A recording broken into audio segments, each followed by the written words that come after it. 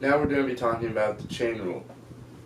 The chain rule states that the derivative of a function, or a function inside of a function, or a composite function, is equal to the derivative of the outside function, or the function that contains the other function, evaluated at that function, times the derivative of the inside function.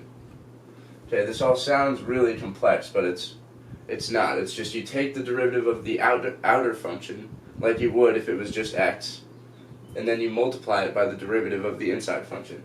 So I have a few examples here that we're going to do to help get this straight. So here we have the derivative of the natural log of x squared plus 6. I didn't mention in my last video what the derivative of the natural log was, but the derivative of the natural log of x is 1 over x. So that's what we do. That's the first thing we do. We differentiate the outside function. So this is just looking at the outside function. This is just the natural log of x. But this is really where x is.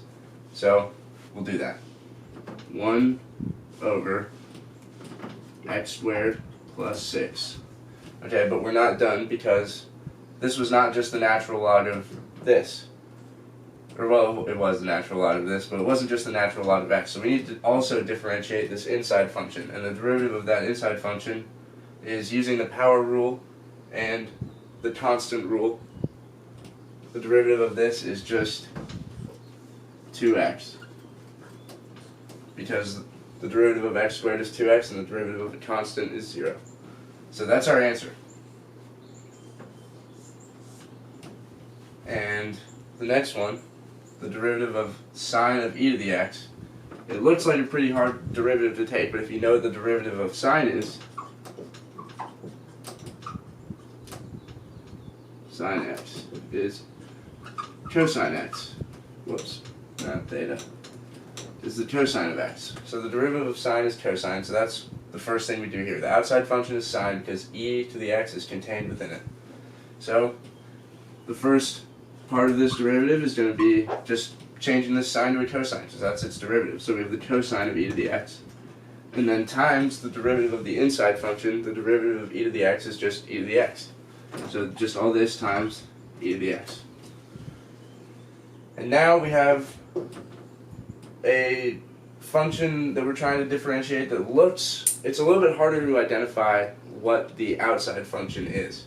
But the outside function here is actually x squared. If you imagine the e to the x, this inside term just being an x, the outside function is x squared. So, to take this derivative, we would take the derivative of the outside function, which is x squared. So we'd have 2 times e to the x, and then the exponent 2 minus 1, so it's just 2 times e to the x, and then the derivative of the inside function is just e to the x again. So e to the x. And so our answer, we don't have to simplify it, but our answer would be, because of the exponent laws, the same base, you can add the 2 exponents. We would have 2e to the 2x. And that is actually another rule called, well, it involves the chain rule. The derivative of e to the a times x, this is the general rule, is equal to a times e to the ax. So whatever this constant here is, it doesn't have to be a 2, it can be 1,000. The derivative of e to the 1,000 times x would be 1,000 times e to the 1,000 times x.